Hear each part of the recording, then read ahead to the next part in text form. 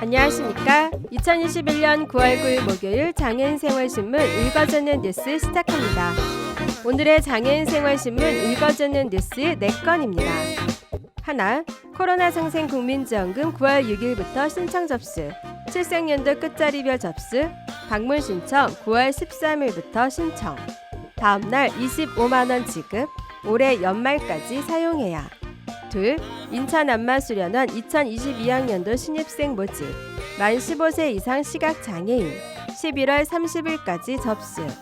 셋, 사회복지시설 종사자 직무교육 의무화 추진, 사회복지사업법 개정안, 김예지 의원 대표 발의.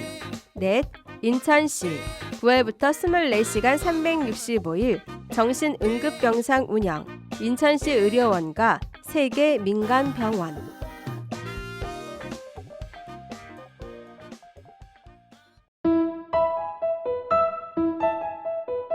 첫 번째 소식입니다. 1인당 25만원씩 지급되는 코로나 상생 국민지원금의 신청이 9월 6일부터 시작되며 지급은 신청 다음 날 이루어집니다.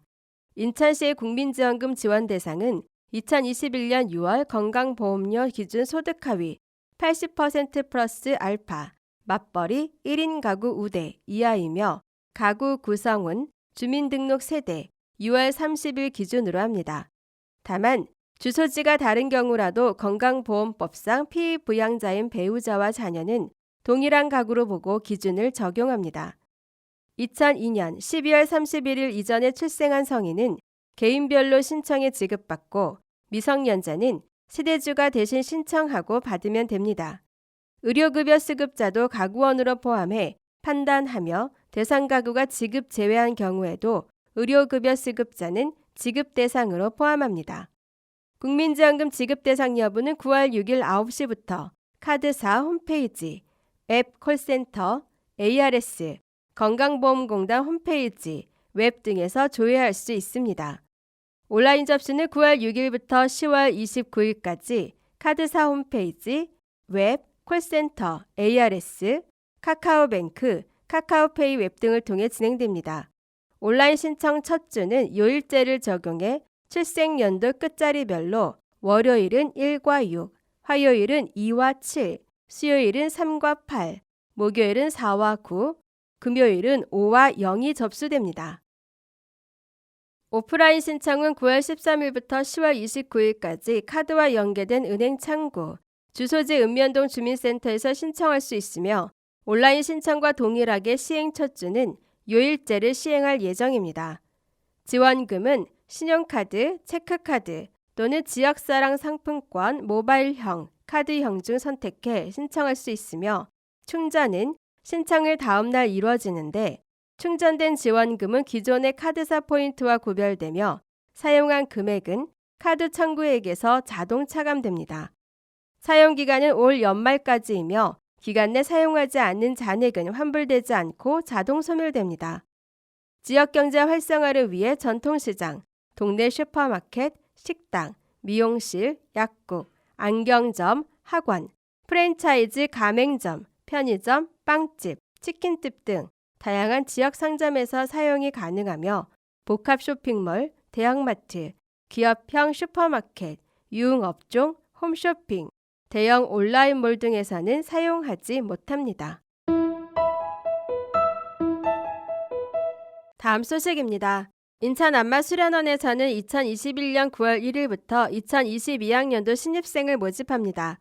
입소 자격은 중학교 이상의 교육과정을 이수하거나 동등 학력이 인정되는 만 15세 이상의 등록 시각장애인으로 의료법 제8조인 정신질환자, 마약, 대마 또는 향정신성 의약품 중독자에 해당되지 않아야 합니다.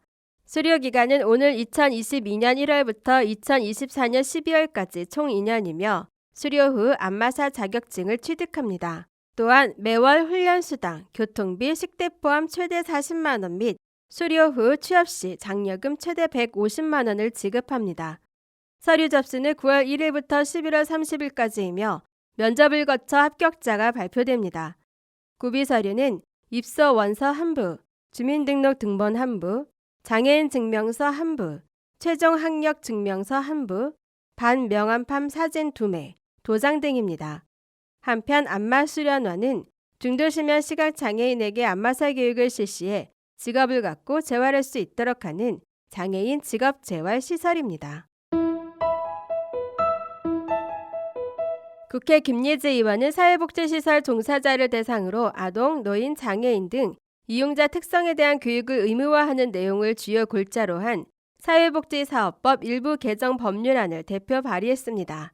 사회복지시설은 아동, 노인, 장애인 등 사회적 약자를 위해 운영되는 시설입니다. 하지만 안타깝게도 이런 시설들에서 인권 침해를 비롯한 각종 사건, 사고가 끊임없이 발생하고 있고, 최근 한 장애인 주간보호센터에서는 이용자가 사망하는 사건이 발생해 국민적 공분을 샀습니다. 김예지 의원실에서 해당 사건에 대한 자료 요구와 관련 법률을 확인한 결과, 하나, 시설에서 사회복지사를 대상으로 이용자, 아동, 노인, 장애인 등 특성에 대한 교육 의무화와 둘, 이용자의 생명, 신체의 위험 등 긴급한 상황에 대한 위기 대응 매뉴얼 구축에 대한 법적 근거가 부재했습니다.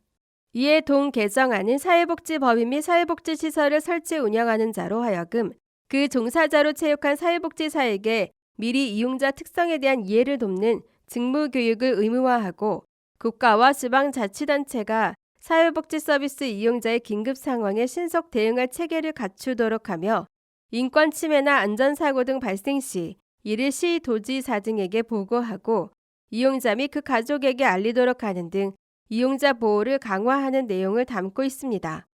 김 의원은 현행법에는 이용자 특성에 대한 교육과 생명 및 신체 위험 상황에 대한 신속 대응 체계 구축에 대한 근거가 부재하다라며 사회복지시설은 아동, 노인, 장애인 등 사회적 약자를 위한 시설인 만큼 법적 근거가 더욱 촘촘히 갖춰져 있어야 한다는 동 개정안이 시설 이용자 보호를 강화하는 데 기여할 것으로 기대한다고 말했습니다. 다음 소식입니다. 자해 타해 위험이 있는 시민이 정신의료기관의 보호가 필요할 때 병원을 순회하거나 방황하는 일 없이 즉각 입원해 치료받을 수 있게 됐습니다. 인천시는 주 야간 갑작스럽게 발생하는 정신응급 환자의 치료와 보호를 위해 24시간 정신응급병상을 9월부터 운영한다고 밝혔습니다. 최근 정신건강복지법 시행규칙 개정 2021 3월 5일에 따라 정신의료기관 병상수가 축소되면서 정신응급병상 부족으로 인한 치료 지연 등의 문제가 지속적으로 발생하고 있습니다. 시는 선제적으로 2019년 4월부터 인천시 의료원에 응급정신병상 6개를 운영 중이며 코로나19로 인한 시민의 정신건강 위기 대응의 요구에 따라 인천 참사람병원, 글로리병원, 삼정병원 3개의 정신응급병상 운영기관을 선정해 4개의 정신응급병상을 확보했습니다. 24시간 정신응급병상의 진행 절차는 112 경찰, 119 소방, 정신건강 위기 상담 전화 1577-0199번, 1577-0199번에서 정신과적 위기 상황이 발생하면 환자 상태 위기 평가를 통해 정신응급병상 운영기관으로 의뢰하게 되고 상주하는 정신건강의학과 전문의의 진료를 통해 입원 및 치료를 받게 됩니다. 입원한 정신응급 환자는 응급처치 및 치료, 정신과적 입원 유형에 따른 적정 서비스 제공, 퇴원 후 지역사회 정신건강 서비스 연계 등의 서비스가 제공됩니다. 정신응급병상 운영기관으로 선정된 3개의 병원은 9월 2일부터 업무협약 체결을 시작으로 24시간 365일 응급병상을 운영하며 주 야간 24시간 상담부터 응급 출동 및 위기 개입을 통해 정신응급 환자의 치료 보호까지 신속한 위기 대응 체계를 구축하게 됐습니다.